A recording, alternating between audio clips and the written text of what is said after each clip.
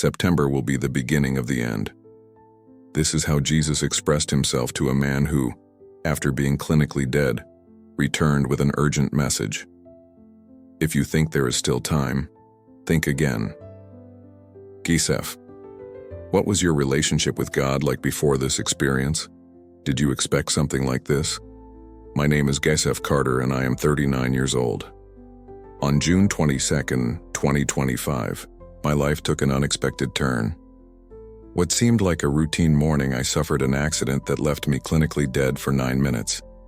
During that time, I had a direct encounter with Jesus, who revealed something so deep and terrifying that even today, when I remember it, my hands tremble. What he has revealed to me about what is to come is not simply a warning.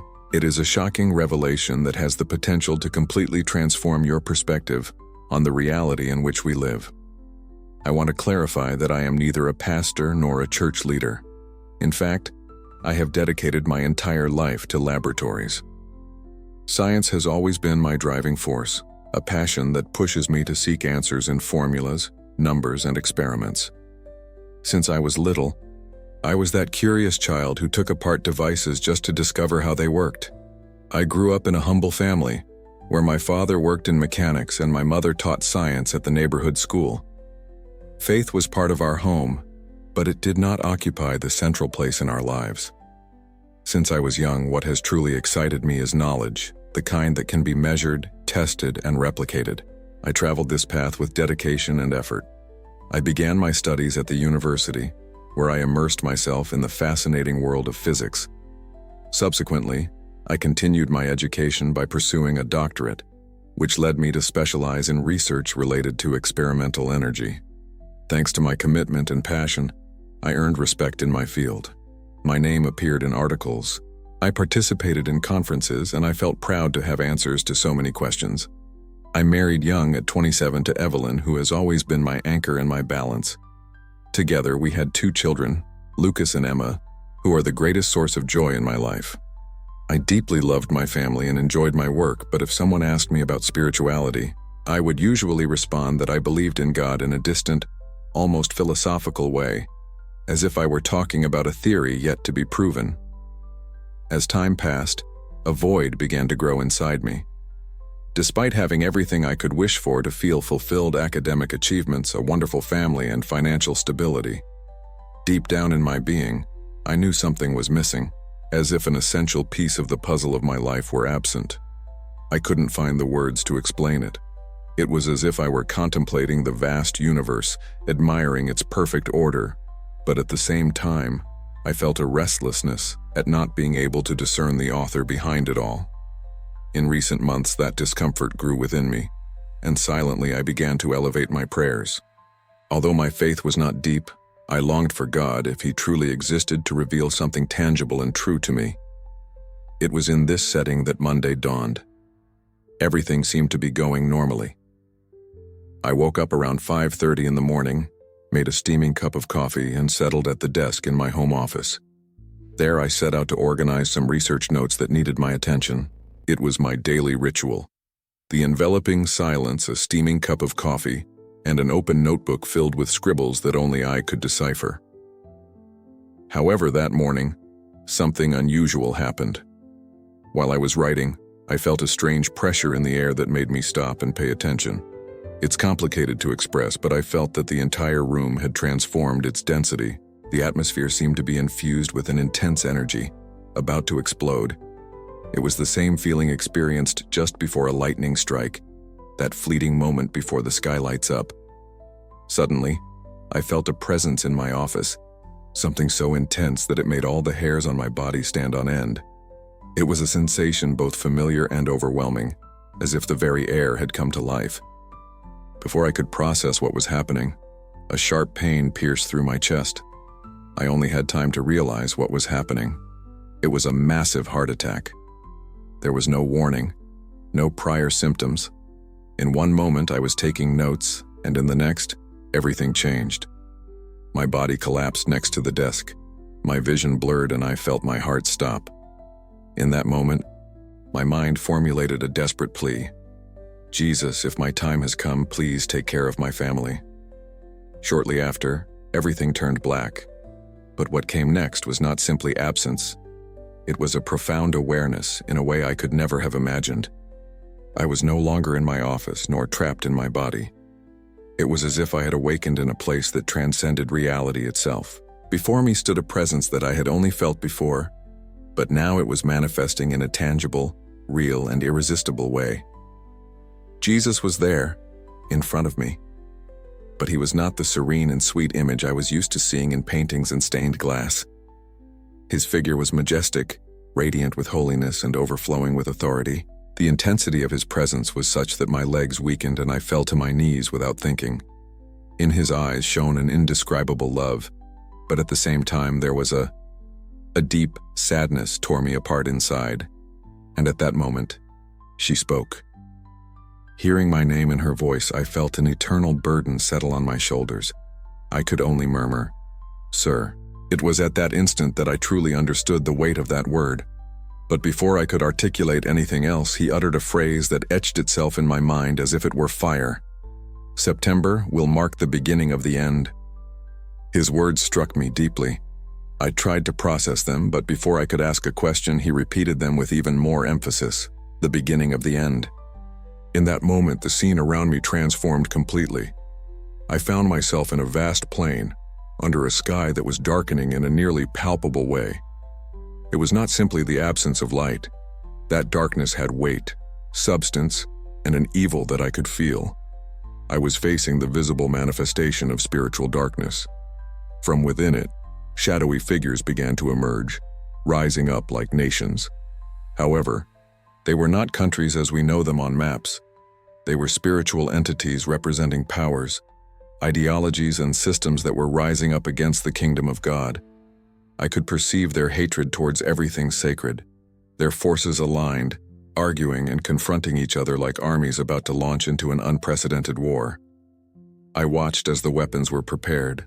They were not only human armies but also spiritual forces gearing up for the final confrontation between light and darkness. Then, before my eyes, horror began. Explosions streaked across the sky like shooting stars. But they were not stars. They were missiles, weapons of destruction fired by human hands. Entire cities vanished in blinding flashes, and whole regions were consumed by uncontrollable flames. They were not just nuclear weapons. I saw technologies I had never imagined before, things that seemed to manipulate the very laws of physics, as if humanity had discovered secrets it should not have, and was using them for its own ruin. However, amidst this chaos, something caught my attention. Scattered among the ruins and the fire, I saw people kneeling in prayer, shining with a light that the darkness could not extinguish. They were not in bunkers or hidden. They were in the midst of the chaos, but protected by something invisible, more real than any armor. Their faces reflected serenity, as if the terror surrounding them could not move them. And the denser the darkness, the brighter their light became. Jesus pointed to those men and women and with a mix of pain and pride said, "These are the ones who will persevere. They know my voice. They have prepared not only by storing food, but also by preparing their hearts. They have accumulated treasures in heaven, not just in earthly stores." I could perceive a clear distinction. They were not true Christians, but defined themselves as such only by name. They were people who had built their lives on a genuine relationship with Jesus, not on mere religious routines. At that moment, Jesus turned his gaze toward the terrified crowd. I watched as people ran frantically, fear reflected on their faces. They were not monsters. They were ordinary people, many of them resembling the faces I saw every Sunday in churches and in the pews. However, they were completely unprepared. With a pain that pierced my soul, Jesus spoke. "Many who say they are mine are not ready. They cling to comfort, not to me. They trust in riches, in security, and achievements. They have turned blessings into idols and have forgotten the giver." I observed those men and women trying to cling to what had always provided them with security: money, status, influence, governments. But everything crumbled like a sandcastle in the midst of a storm. Before moving on, just one request: subscribe to the channel. That helps us a lot to continue. Jesus looked me straight in the eyes and said, "September will be a dividing line. Those who truly follow me will be recognized, while those who have only played with religion will be exposed. The era of comfortable Christianity is coming to an end. I trembled at his words, but I gathered the courage to ask what the beginning of the end meant for me. His answer resonated in my soul. It won't happen all at once, Jeff. But in September, the tremor will begin. You will see governments wobble as their structures crumble. You will see economies fail, and people will realize that money cannot save them. Creation itself will writhe in storms and unprecedented catastrophes, and you will see hearts harden as fear replaces love in men. As I spoke, a vivid scene unfolded before my eyes. Governments crumbling not due to external wars, but because of internal collapses. Systems that people had trusted blindly revealed themselves to be as fragile as sandcastles. The markets will collapse, not only due to financial manipulations, but because, at its core, the numbers on paper and digital formats mean nothing in the struggle for survival. People who dedicated their lives to accumulating wealth have realized that money cannot be eaten, nor can a home be built with stocks. The storms that Jesus spoke of were not common phenomena. They seemed like judgments with their own intelligence, hurricanes that arose from nowhere, sweeping entire regions away with unprecedented fury. Earthquakes erupted in places that had never felt a tremor, and fires spread as if fueled by invisible hands. But what hurt the most was seeing how hearts grew cold. I observed families shattered by distrust and fear. I saw neighbors who once lived in peace turn into enemies when food and water became scarce. Love, that same love that Jesus predicted would grow cold in the last days, evaporated before my eyes. Jesus explained that these are just the first signs. It is not yet the final judgment, but the birth pains that announce what is to come. I invited my church to awaken from its spiritual slumber and to prepare itself. With a trembling voice, I asked, "Lord, how do we prepare for something so great?" He answered simply, but with eternal weight. Just as Noah prepared for the flood, believing in my word and acting before the storm. The preparation I ask for is not primarily physical, although wisdom is also involved. The preparation I desire is spiritual. Then, he showed me visions of believers exchanging hours of distraction for hours of prayer. Before we continue, just one request. Please subscribe to our channel. It really helps us keep going. I saw entire families studying the Word together, instead of isolating themselves in their own worlds. I observed churches that did not care about numbers or fame, but about forming genuine disciples. And with a firm voice, full of absolute truth, Jesus said, "Tell my people that September is not just any month. It is a sign from heaven. The preparation time is ending and the testing time is beginning. Pay attention to the signs. When you see governments making decisions that defy logic, when you see economic systems failing despite all predictions, when you see nature shaking like never before, know that the tremor has begun." But then his voice changed. It became soft, like that of a father comforting a frightened child. "Do not be afraid. Those who walk with me have nothing to fear. I will protect them even in the midst of the storm. I am their refuge, their strength in distress." As I was saying this, I felt myself being pulled back, and my body collapsed onto the office floor. The awareness of the physical world began to take hold of me, but before my vision faded completely, Jesus gave me one last command. Tell them to examine their hearts while there is still time. Tell them to stop being church and start being church. Tell them I am coming soon. And when I returned, Jesus said, with a voice that resonated like thunder, and at the same time with tenderness, "I will separate the wheat from the chaff, the sheep from the goats, the prepared from the unprepared." At that moment, I woke up choking on the floor of my office. Around me, the paramedics were moving frantically, trying to stabilize me. My wife, Evelyn, knelt by my side, holding my hand as if she would never let go. Tears streamed down her face as she repeated my name through sobs. "Joseph, you were dead for 9 minutes. Your heart stopped completely." One of the paramedics commented that they were about to give up when, suddenly, my heart started beating again. The first words that came out of my mouth were clear, without hesitation. I had to go back. Jesus showed me what will happen in September. We need to prepare. In the hospital, the doctors didn't know how to react. The cardiologist, Dr. Mendez, reviewed my tests with disbelief, shook his head and said, "Mr. Carter, this doesn't make sense. Medically, you shouldn't be here. Your heart stopped for 9 minutes. In cases like this, it is common to have severe neurological damage, but you have all your functions intact. This is unprecedented." But I knew it. It hadn't been science or medicine. It had been a miracle. God had brought me back with a purpose, to deliver the warning I had received. The following days were hard, not because of my physical recovery, which was progressing rapidly, but because of the spiritual weight I carried. How do you tell someone that all our trust as a society is about to crumble? How do you warn a church accustomed to comfort that that comfort will come to an end? I started with my own family. The first Sunday after my heart attack, instead of going to church, I sat down Evelyn and my 2 children in the living room and told them everything I had seen. Lucas, my oldest son, looked at me in surprise and asked, "Dad, are you saying that the world will end in September?" "To not end," I calmly replied, "but it will change radically."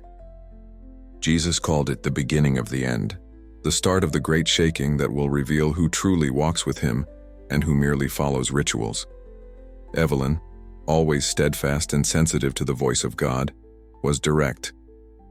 "If this truly came from the Lord, Joseph, we need to prepare our hearts and our homes now." And so we did. That week marked a turning point. We began to dedicate 2 hours each night to prayer and Bible study, instead of watching television. We also started to stock up on basic supplies, food and water, but our main focus was on the spiritual, fasting, intense prayer, and memorization of the scriptures. Shortly after, we began to share our testimony with some families from the church, encouraging them to seek God for their own preparation. The reactions were varied. Some were deeply moved and began to change their habits immediately. Others laughed, saying that my experience was just a hallucination caused by a lack of oxygen to the brain. When I spoke with the lead pastor, he listened to me respectfully, but he was cautious. "Joseph, I believe God spoke to you, but I am afraid of causing panic in the church." I took a deep breath and replied, "Pastor, Jesus did not give me this message for me to remain silent. He told me to warn his people about September. If someone is terrified, it might be because they need to face the truth that they are not prepared." After considering it for a bit, he agreed to give me the opportunity to testify at a Wednesday religious service. I climbed up to the pulpit trembling, not out of fear, but out of responsibility. These people had known me for years, but I knew I had to convey the message exactly as I had received it. I told everything: the heart attack, the out-of-body experience, the vision of the world. Diving into the darkness, the warning about September became increasingly clear, marking a distinction between those who would be prepared and those who would be caught off guard. The 3 signs that Jesus had highlighted were being reinforced: unstable governments, economic collapse, and increasingly intense natural disasters. The reaction was immediate. Approximately 1/3 of the church repented, convinced that they needed to truly surrender to Christ. Another third listened politely but dismissed the message as mere curiosity, while the rest reacted with hostility. "He is traumatized and delirious after the heart attack," murmured one of the senior members. "This is spiritual terrorism without biblical basis." However, even amid the criticism, something began to change. In just 2 weeks, our Wednesday prayer group grew from 12 to over 60 people. Believers who had never bothered to fast began to seek God intensely, and the testimony was not limited to our community. Soon, other churches heard about it, and some pastors called me to share their experiences. Others, however, warned their congregations not to be swayed by this kind of alarm. After testifying in my church, I began to travel whenever a door opened, sharing the message just as Jesus had set me free. The result was always ambiguous. Some listened and were deeply moved, radically transforming their spiritual lives, while others called me a religious fanatic, as if it were all a delusion. But when we entered July and August, just a few weeks after my clinical death, the signs began to materialize with a terrifying precision. exactly as Jesus had shown me. The first sign was governmental instability. In early August, 3 world leaders made decisions that defied all political logic and expert analysis. Trade agreements that had taken years to negotiate were canceled overnight, and decades-old military alliances were dissolved without plausible explanation. It was as if something invisible, beyond human understanding, was influencing those in power.